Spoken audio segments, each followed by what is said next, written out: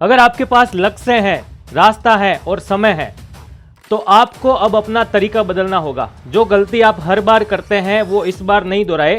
तो मैं आपको कुछ ऐसे तरीके बताऊंगा जिससे आप 100% श्योरिटी के साथ सिलेक्शन ले सकते हैं। हाय एवरीवन, मैं राम सैनी आपके बीच एक बार फिर से सुदर्शन पैरामेडिकल के इस ऑनलाइन प्लेटफॉर्म पर हार्दिक स्वागत करता हूं।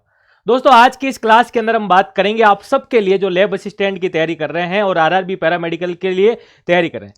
तो दोस्तों, हम बात करने वाले हैं कि सिलेक्शन चाहिए तो आपको ये तरीका अपनाना पड़ेगा दोस्तों, ठीक है। और वो तरीका आज मैं आपको बताने वाला, और मुझे पता है आप सबको वो तरीका इतना बढ़िया लगने वाला और आप अपनी तैयारी शानदार तरीके से स्टार्ट कर देंगे।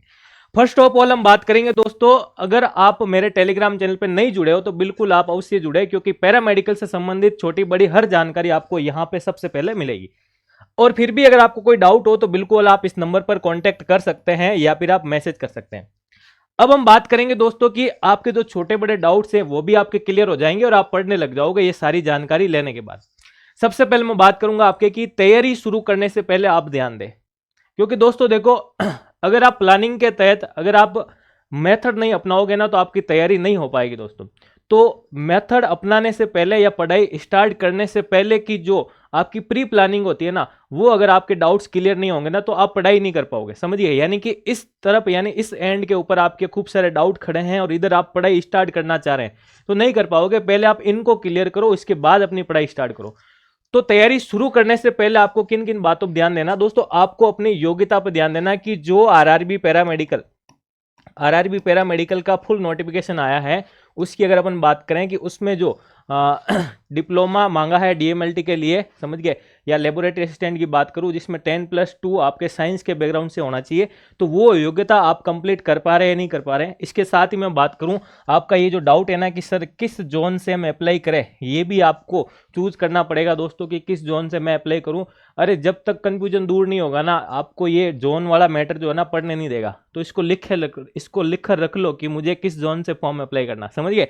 चलो, फिर आप अपने डॉक्यूमेंट चेक अवश्य करें, क्योंकि आरआरबी ने सीधा बोला है कि अगर आपके डॉक्यूमेंट से संबंधित कोई इशू भी आता है ना तो वो आपकी जिम्मेदारी रहेगी दोस्तों। तो आप अपने डॉक्यूमेंट अवश्य चेक करें। अगर आपका कोई सर्टिफिकेट वगैरह कोई पुराना है, ठीक है ना, तो उसको रिन्यू करवाए और इन सारे काम से ना आप जल्दी से फ्री हो जाए, समझिए, ताकि आप अपनी पढ़ाई स्टार्ट कर सके, ठीक है। तो एक चीज तो ये ध्यान रखना। इसके बाद हम बात करें कि वो सारी चीजें क्लियर होने के बाद फिर आपके दिमाग में आएगा कि सर तैयारी कैसे करें, ठीक है। इसके साथ ही आपको दोस्तों तैयारी जो है ना वो स्मार्ट रणनीति के साथ तैयारी करनी पड़ेगी। क्यों? क्योंकि अगर आप पिछली वाली का टॉप से अपने आप को कंपैरिजन करोगे, जो इंटेलिजेंट होता है ना दोस्तों वो रणनीति के साथ ही पढ़ाई करता है, समझ गया। क्योंकि आप सोचते हो कि मेरे पास इतना सारा डाटा पड़ा है, मैं ये पढ़ के सिलेक्ट हो जाऊंगा, तो बिल्कुल आप अपने दिमाग से इस जो ख्याल है इसको बाहर निकाल लेना, समझ गए। क्योंकि पोस्ट है कम, समझ गए, सिलेक्शन उसी का होगा जो विशेष तरीके से तैयारी करेगा, ठीक है भाई। तो एक एक चीज की अगर अपन बात करें कि सबसे पहले आपको क्या करना, उसके लिए आपको अपना सिलेबस जो है ना उसको अच्छे से एनालिसिस करें कि मेरे सिलेबस में क्या है क्या नहीं है। इसका मैं आपको प्रूफ देता हूं। जब आप एग्जाम हॉल में बैठोगे दोस्तों तो आपका एक आध क्वेश्चन अगर वहां से आ गया जो आपने नहीं पढ़ा हुआ है, समझ गए, तो आप उस क्वेश्चन का आंसर नहीं कर पाओगे। वरना आपने सिलेबस को 100% अच्छे तरीके से पढ़ रखा है और उस सिलेबस से आपका एक क्वेश्चन आ गया और आपका टॉपिक नहीं भी पढ़ा हुआ, तो आप अनुमान लगा सकते हो कि ये जो क्वेश्चन है ये उस वाली यूनिट से, उस वाले सब्जेक्ट से आया है और कहीं ना कहीं आप अपना वहां पे दिमाग लगा पाओगे, समझ गए। तो इसलिए आपको सिलेबस का एनालिसिस ये जरूरी है। इसके साथ आपको पता होना चाहिए कि मैं जो जिस परीक्षा की तैयारी कर रहा हूं उसका पेपर पैटर्न क्या रहेगा। तो हम बात करेंगे लेबोरेटरी असिस्टेंट के लिए आपका पेपर पैटर्न जो है वो पार्ट ए और पार्ट बी में हमें दे रखा है आरआरबी ने। पार्ट ए आपका 70 मार्क्स का है, पार्ट बी आपका 30 मार्क्स का है। ये आपके क्वालिफिकेशन वाला पार्ट है, ये आपके नॉन टेक्निकल वाला पार्ट है, ठीक है। और काफी बार मैं आपको बता चुका हूं कि ये गलती मत करना आप पार्ट बी को स्किप करने की। जिसने पार्ट बी स्किप कर लिया उसका सिलेक्शन नहीं होगा, समझिए। आप सोच रहे हैं हम 70 मार्क्स के बेसिस पे तैयारी कर सकते हैं, तो नहीं कर सकते दोस्त, ठीक है ना, आपको पार्ट बी पढ़ना ही पड़ेगा। फिर आप विशेषली आप ध्यान रखें दोस्तों, स्पेशली नेगेटिव मार्किंग का। तो नेगेटिव मार्किंग की मैं अभी चर्चा आगे और करूंगा, सिर्फ आपको याद रखना है कि नेगेटिव मार्किंग है ताकि आप सारे क्वेश्चन जो आप टिप्पे लगाते हो ना कि सर यहाँ से ये हो सकता है, तो हो सकते हैं वाले को ना डिलीट करना है, यहाँ से यही होगा कंफर्म, इतना कॉन्फिडेंस लाना है उस क्वेश्चन का टिक लगाने के लिए, समझ गए। तो उसकी हम बात करते हैं दोस्तों। तो सिलेबस का एक बार चर्चा कर लेते हैं। यहाँ पे पार्ट ए के अंदर आपका एक सब्जेक्ट दे रखा है एनाटॉमी और फिजियोलॉजी, जिसमें हम हमारे पूरी बॉडी का नॉलेज, और इसके बाद हम बात करें बायोकेमिस्ट्री और देखो यहाँ पे एक सब्जेक्ट आरआरबी ने दिया आपको क्लिनिकल बायोकेमिस्ट्री साथ में, तो इसको भी आपको पढ़ना है। फिर मैं बात करूँ fundamentals of medical laboratory technology, microbiology, pathology, histopathology, haematology और ब्लड बैंकिंग, ये सारा पार्ट दोस्तों आपके किस में दे रखा, पार्ट ए के अंदर दे रखा है समझ गए। और ये आपका 70 मार्क्स का है। यहाँ से अगर आपको ये पता लगाना है ना कि सर कौन कौन से टॉपिक से क्वेश्चन आते हैं, क्योंकि देखो आरआरबी ने आपको सब्जेक्ट का नाम दिया, आरआरबी ने ये नहीं दिया कि एनाटॉमी के अंदर इतनी यूनिट है, बायोकेमिस्ट्री के अंदर इतनी यूनिट है, माइक्रोबायो में आपको ये पढ़ना है, कितने बैक्टीरिया पढ़ने हैं, कितने की लाइफ साइकिल पढ़नी है, कितना क्या पढ़ना, ये आपको नहीं दिया उन्होंने, यानी कि ब्रीफली सिलेबस आपको नहीं दे पाए। तो आपको वहाँ पे ये पढ़ने के लिए, ये पता लगाने के लिए क्या करना होगा, तो उसके लिए दोस्तों अभी मैं आपको बताऊंगा नेक्स्ट स्लाइड पे। क्योंकि देखो जब तक तैयारी को आप अपने अंदर नहीं उतारोगे ना, अपनी तैयारी नहीं हो सकती, ठीक है। फिर मैंने अभी आपको पहले भी कहा था कि आप सोचते हैं कि मैं मार्केट से एक बुक लाके मेरे पास रख दूं और उसको मैं देखता ही रहूं कि मेरे पास तो किताब पड़ी है, समझिए। तो ऐसा नहीं होता भाई, ठीक है ना। सिलेक्शन उसी का होता है जो हमेशा से तरीके, यानी अच्छे तरीके से पढ़ता है, स्मार्ट तरीके से पढ़ता है, सब चीज़ों से हट के पढ़ता है, समझ गए।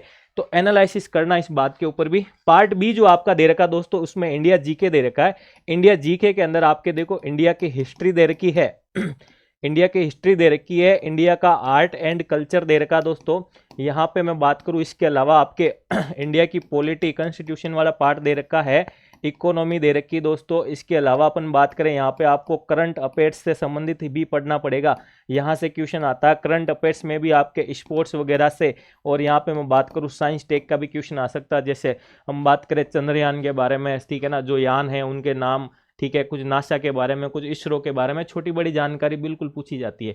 ओलंपिक्स के बारे में, ठीक है ना, गेम्स जो जितने भी अभी चले हैं, ठीक है ना, प्रेजेंट टाइम में, तो वहां से क्वेश्चन आपके पूछे जाते हैं। फिर आपके आता है मैथमेटिक्स का पार्ट, फिर आपके रीजनिंग का पार्ट और जनरल साइंस आपके 10th स्टैंडर्ड की, ठीक है। तो ये पार्ट ए और पार्ट बी, ठीक है भाई।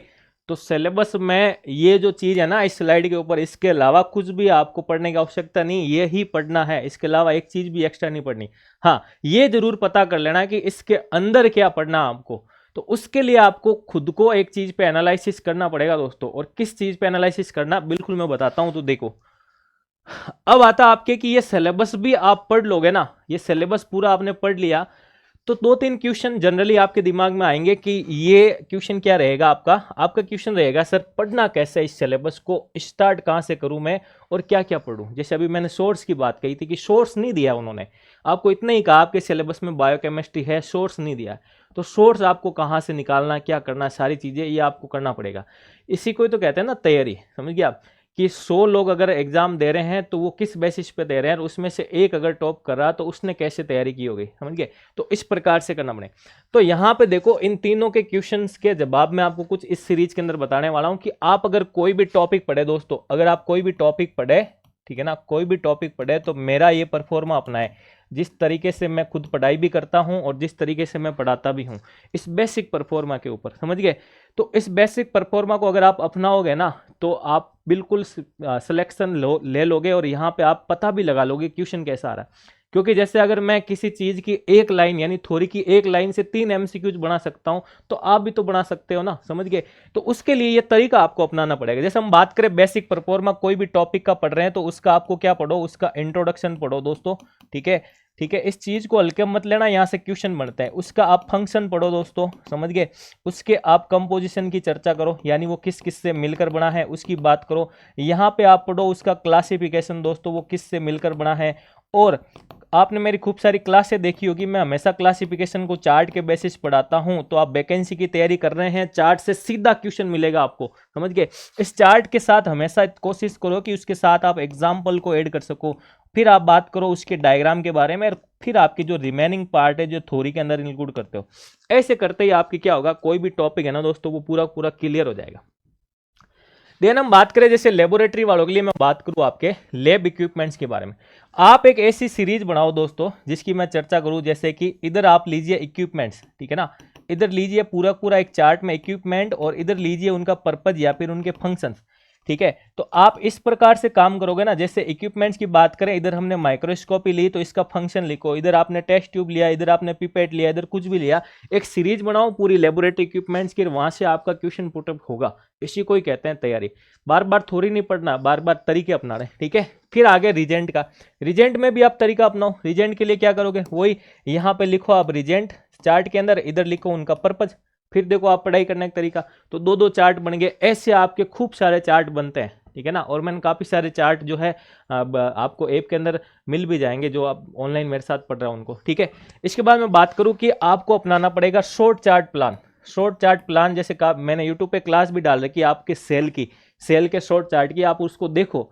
और चार्ट बनाने का तरीका भी मैंने बताया, आप खुद बना सकते हो दोस्तों, ऐसे ऐसे चार्ट बना के पढ़ सकते हो। तो उसके लिए आपका क्या हो जाएगा, उसके लिए आपका हो सकता है क्विक रिवीजन। क्या हो सकता है, जल्दी से आप उस टॉपिक का रिवीजन कर लोगे, समझ गया।